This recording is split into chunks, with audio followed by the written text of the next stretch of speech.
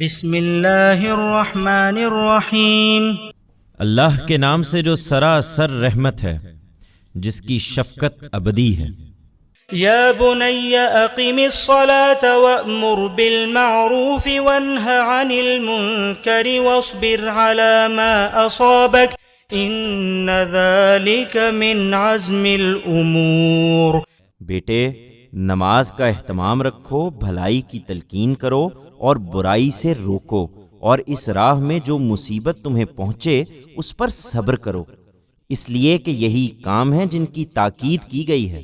ولا تصعر خدك للناس ولا تمش في الأرض مرحا إن الله لا يحب كل مختال فخور واقصد في مشيك واغضض من صوتك إن أنكر الأصوات لصوت الحمير۔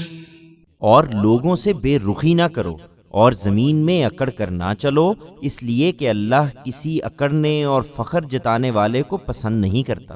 اپنی چال میں میانہ روی اختیار کرو اور اپنی آواز کو پست رکھو۔ حقیقت یہ ہے کہ سب سے بری آواز گدھے کی آواز ہے۔ أَلَمْ تَرَوْا أَنَّ اللَّهَ سَخَّرَ لَكُم مَّا فِي السَّمَاوَاتِ وَمَا فِي الْأَرْضِ وَأَسْبَغَ عَلَيْكُمْ نِعَمَهُ ظَاهِرَةً وَبَاطِنَةً وَمِنَ النَّاسِ مَن يُجَادِلُ فِي اللَّهِ بِغَيْرِ عِلْمٍ وَلَا هُدًى وَلَا كِتَابٍ مُنِيرٍ۔ وَإِذَا قِيلَ لَهُمُ اتَّبِعُوا مَا أَنزَلَ اللَّهُ قالوا بل نتبع ما وجدنا عليه آباءنا أولو كان الشيطان يدعوهم إلى عذاب السعير۔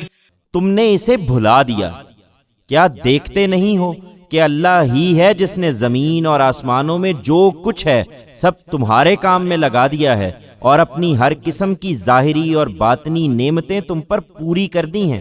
اس کے باوجود لوگوں میں ایسے بھی ہیں جو اللہ کے بارے میں بغیر کسی دلیل، بغیر کسی ہدایت اور بغیر کسی روشن کتاب کے جھگڑتے ہیں، اور جب ان سے کہا جاتا ہے کہ اس چیز کی پیروی کرو جو اللہ نے اتاری ہے تو کہتے ہیں کہ نہیں، بلکہ ہم اسی طریقے کی پیروی کریں گے جس پر ہم نے اپنے باپ دادا کو پایا ہے۔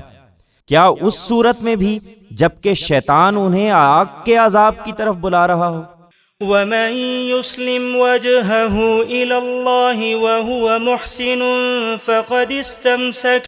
فَقَدِ اسْتَمْسَكَ بِالْعُرْوَةِ الْوُثْقَى وَإِلَى اللَّهِ عَاقِبَةُ الْأُمُورِ۔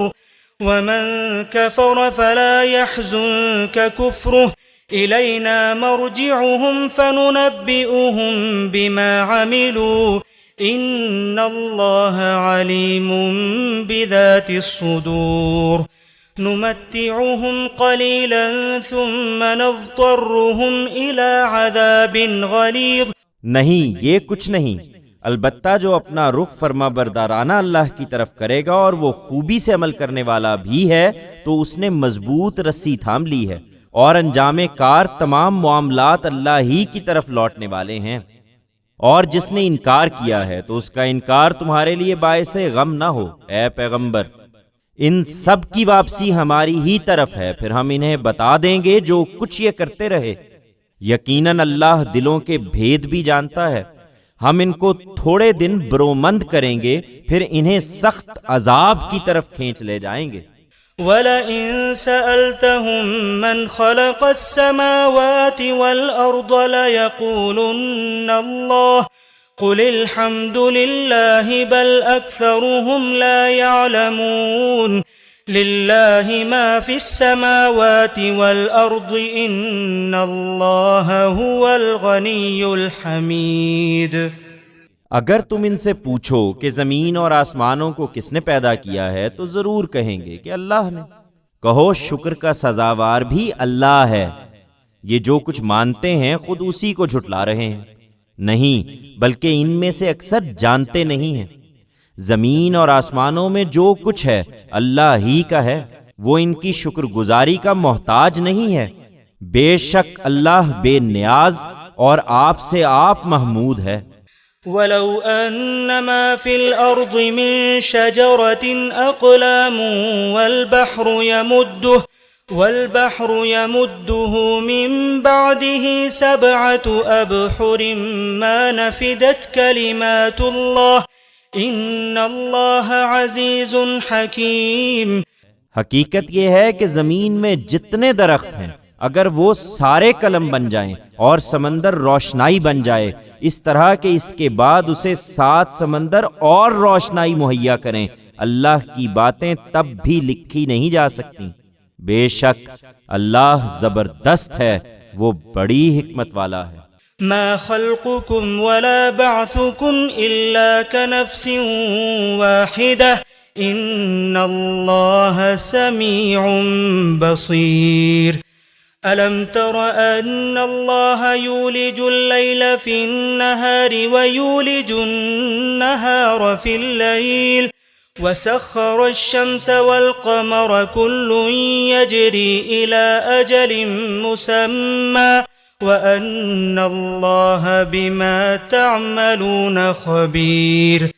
ذلك بأن الله هو الحق وأن ما يدعون من دونه الباطل وأن الله هو العلي الكبير۔ تم سب کو پیدا کر دینا اور مرنے کے بعد تمہارا اٹھا کھڑا کرنا اس کے لیے ایسا ہی ہے جیسے ایک شخص کا پیدا کرنا اور اٹھا کھڑا کرنا۔ بے شک اللہ سننے والا دیکھنے والا ہے۔